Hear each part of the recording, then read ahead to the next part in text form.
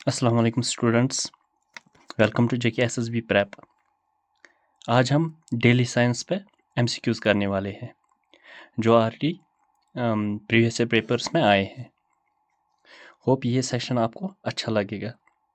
तो आप एक काम कीजिए, आप कॉपी और पेन लेके बैठिए और जो जो क्वेश्चन हम पूछेंगे वो आप मार्क करते जाएंगे और एंड में बताइए आपका स्कोर कितना रहा। अगर आपका स्कोर कम रहा, इसका मतलब आपको थोड़ी बहुत रिवाइज करने की और ज़रूरत है।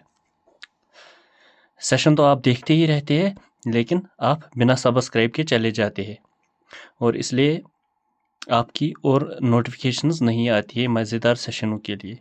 आप पहले एक काम कीजिए, सब्सक्राइब करके आप नए नए अच्छे सेशंस का वेट कीजिए। हम बढ़ते हैं बिना देरी के आगे। चलिए, what is the boiling point of the water at sea level.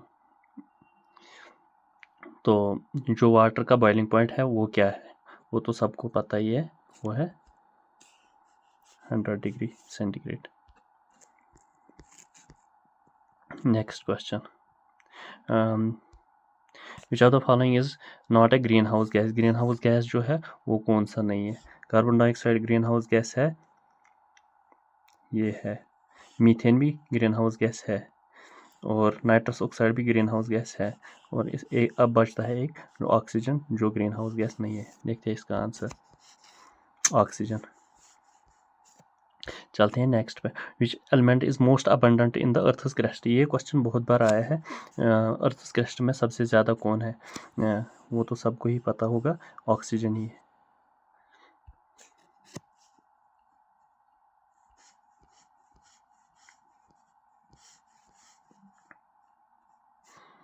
What is the chemical formula of water, वो तो सबको पता ही है। केमिकल फार्मूला ऑफ वाटर क्या है, H2O, पहला ही। Which planet is known as the red planet. Red planet किसको बोलते हैं, वो बोलते हैं मार्स को। ये बात याद रखना, रेड प्लैनेट किसको बोलते हैं, वो बोलते हैं मार्स को। आंसर भी मार्स ही है। What is the primary gas that makes up the Earth's atmosphere. जो अर्थ जो है इसका एटमॉस्फेयर जो है उसका प्राइमरी गैस कौन सा है। उसका प्राइमरी गैस है नाइट्रोजन। नाइट्रोजन कितना आता है, 78% ऑलमोस्ट। ये बात याद रखना।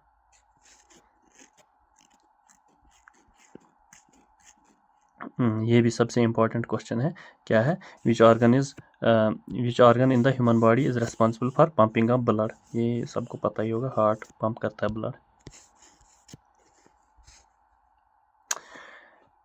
What is the process by which plants make their own food. उस प्रोसेस को क्या बोलते हैं, वो सबको पता ही है, वो है फोटोसिंथेसिस। रेस्पिरेशन नहीं, जर्मिनेशन भी नहीं, फर्मेंटेशन भी नहीं, अब बचा एक, वो फोटोसिंथेसिस। ये बात याद रखना, ये क्वेश्चन आया है बहुत बार।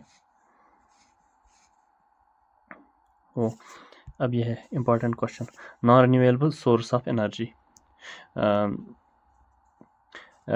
जो नीचे दिए गए हैं सोर्सेज ऑफ एनर्जी, उसमें से non renewable source of energy कौन है। ये है, ये रिन्यूएबल, इसको हम रीयूज़ कर सकते हैं, ये ख़त्म नहीं हो जाएगा। सोलर एनर्जी, ये भी हम यूज़ कर सकते हैं। जियोथर्मल एनर्जी, ये भी हम यूज़ कर सकते हैं क्योंकि ये नीचे आती रहती है एनर्जी। अब बच्चा एक जो कोल, एक बार हमने इसको यूज़ किया फिर ये दोबारा नहीं बनता, इसको लगते हैं लाखों साल बनाने में, लाइक फॉसिल फ्यूल्स बाकी चीज़ें, इसलिए इसको हम बोलते हैं नॉन रिन्यूएबल। एक बार ख़त्म हो गया फिर दोबारा ये इजीली नहीं बनता है, मतलब ये एग्जॉस्ट होने वाला है। कोल ही है इसका आंसर। चलते हैं आगे। विच of the following is an example of chemical change. अब देखते हैं मेल्टिंग ऑफ आइस, ये केमिकल चेंज है क्या, नहीं है, क्योंकि आइस भी वाटर ही H2O ही है और वो भी चाहे वाटर हो उसका भी फार्मूला चेंज नहीं हो रहा है, इसलिए ये केमिकल चेंज नहीं है। Dissolving of salt in water Na positive Cl, सिर्फ ये अलग अलग होता है, वरना कोई चेंज नहीं होती है।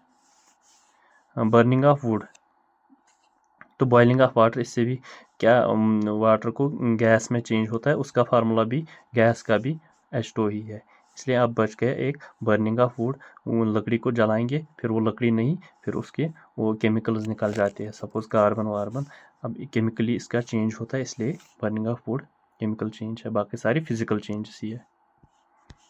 ये है इसका answer. Which type of energy is stored in food,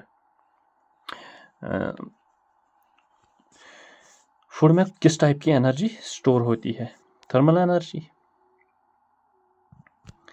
thermal energy तो नहीं, पोटेंशियल एनर्जी नहीं, काइनेटिक एनर्जी नहीं, केमिकल एनर्जी, केमिकल एनर्जी है जो हमें मदद देती है फिर चलने फिरने में, बाकी चीज़ें वही मतलब फूड में वही स्टोर होता है केमिकल एनर्जी, वो बाकी सारी नहीं, केमिकल एनर्जी इसका आंसर है।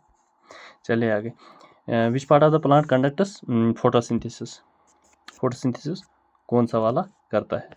ये तो ओबियस है, लीव्स से फोटोसिंथेसिस, जो स्टोमेटा है वहाँ पे एनर्जी सनलाइट आती है, नीचे से वाटर जाता है, फोटोसिंथेसिस लीव्स में ही होती है, इसलिए लीव्स इसका आंसर है। चलते हैं आगे, is the primary function of the red blood cells, RBCs का प्राइमरी फंक्शन क्या है? RBCs का प्राइमरी फंक्शन क्या है? ऑक्सीजन कैरी करना, ये ऑक्सीजन कैरी करता है, ये बात याद रखना। What does the DNA stands for, DNA ये पता, ये आपको याद करना है, deoxyribonucleic acid, deoxy a part, ये इसका आंसर है। चलिए आगे, what is the which of the following is an example of a physical change, अब वहाँ पढ़ा ऊपर हमने केमिकल चेंज, अब पढ़ने फिजिकल चेंज कौन है, फिजिकल चेंज कौन है? बर्निंग ऑफ मैच, ये केमिकली चेंज होता है क्योंकि वहाँ गैसेस वैसेस निकलते हैं, बाकी सारे एशेस वैसेस, और ये फिर वो नहीं बचता वो प्रोडक्ट, ये अलग सा प्रोडक्ट बनता है।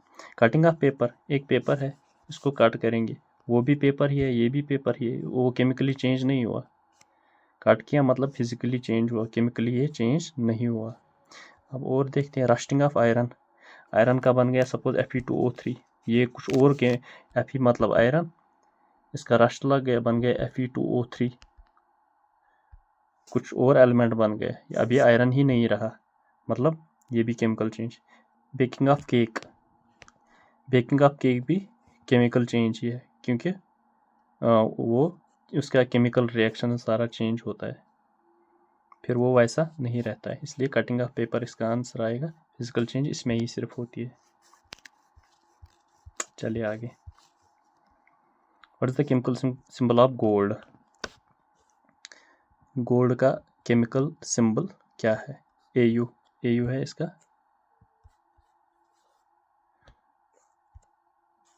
Symbol. Which of the following which is the force that pools objects towards the earth, ये सबको पता ही होगा, ग्रेविटी, क्योंकि कुछ लोगों को ये भी फिर गलत होता है, ये बात याद रखना, ग्रेविटी की मदद से खींच लेता है। अब है question, which of the following is not a renewable energy source, not a renewable, जो रिन्यूएबल नहीं है। विंड मैंने आपको बताया ऊपर, ये रिन्यूएबल है, मतलब ये दोबारा बन सकता है, सोलर एनर्जी ये दोबारा बन सकती है, मतलब ये कंटिन्यूस ही चलती रहती है साइकिल के हिसाब से।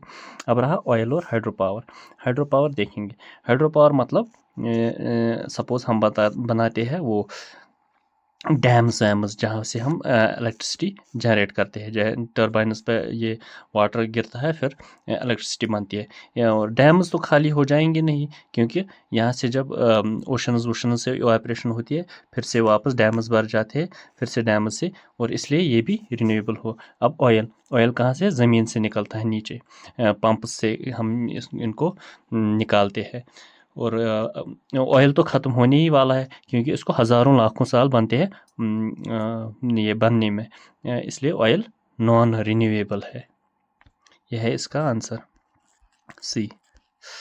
चलिए आगे। Which is the largest organ in human body. ये तो हर बार ये क्वेश्चन आता है कि सबसे लार्जेस्ट ऑर्गन कौन है ह्यूमन बॉडी। ह्यूमन बॉडी में सबसे लार्जेस्ट ऑर्गन स्किन है। ये है इसका आंसर।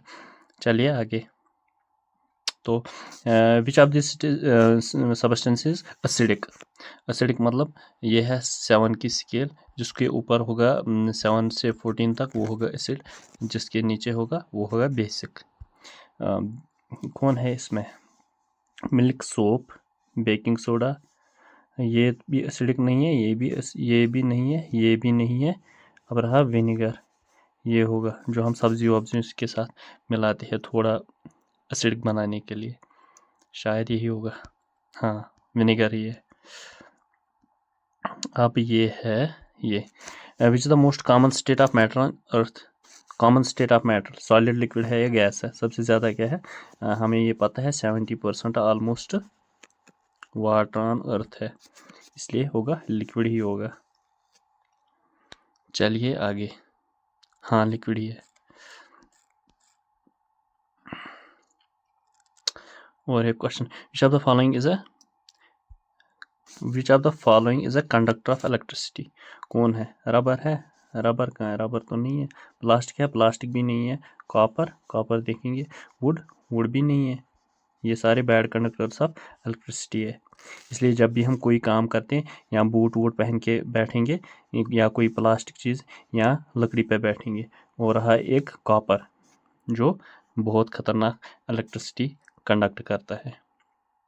हाँ, इसका आंसर यही है। चलिए आगे। Which gas is produced during the respiration of human. जब रेस्पिरेशन होती है ह्यूमन बींग्स में, वहाँ कौन सी गैस प्रोड्यूस होती है? वहाँ होती है कार्बन डाइऑक्साइड। यही होगा इसका आंसर। ऑक्सीजन हम इनहेल करते हैं, कार्बन डाइऑक्साइड जो अंदर से बनती है वो हम एक्सहेल करते हैं, जो प्लांट्स यूज़ करते हैं। देखते हैं, इसका कार्बन डाइऑक्साइड ही आंसर है। चलिए आगे। Which type of rock is form from cooling of magma और लावा। जो ज़मीन है, ज़मीन से जो लावा निकलता है आगे ज़मीन पे, फिर वो कूल डाउन होता है और वहाँ से कोई वो रॉक्स बनती है। हमें देखना वो कौन सी रॉक्स तो 3 टाइप्स की है, सेडिमेंट्री, मेटामॉर्फिक और इग्नियस। सेडिमेंट्री क्या है? वो होती है जो नीचे जो ऑर्गेनिक मैटर से बनती है।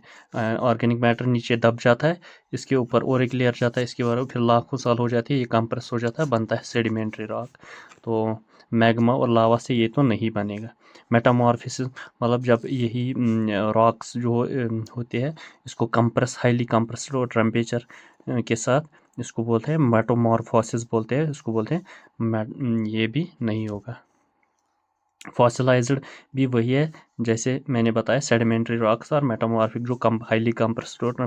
अब रहा इग्नियस रॉक्स है, जो लावा वावा निकलता है, फिर यहाँ कूल डाउन होता है, यहाँ से रॉक्स बनती है। इसकी भी बहुत सारी टाइप्स है, कौन कौन सी रॉक्स बनती है, लेकिन है इसका इग्नियस रॉक ही। चलिए, हाँ, इग्नियस ही है। चलिए आगे। Which is the primary source of energy on Earth. Earth पे सबसे पहली सोर्स ऑफ एनर्जी कौन है जिससे अर्थ चलती है? क्या है? मून है? नहीं, मून कौन है? विंड भी नहीं है, क्योंकि सन, वाटर, सन ही है प्राइमरी सोर्स। हाँ, सन है प्राइमरी सोर्स ऑफ एनर्जी, सन ही है। चलिए आगे। मुझे लग रहा है आज इतना ही करेंगे। होप ये सेशन आपको अच्छा लगा। कल हम फिर से 26 के बाद करेंगे, आज 25 काफ़ी है। और मिलते हैं अगली बार। चैनल को सब्सक्राइब करिए ताकि आपको अगली नोटिफिकेशन मिल जाए, और ऐसे ही मज़ेदार सेशंस लाता रहूँगा। Thank you.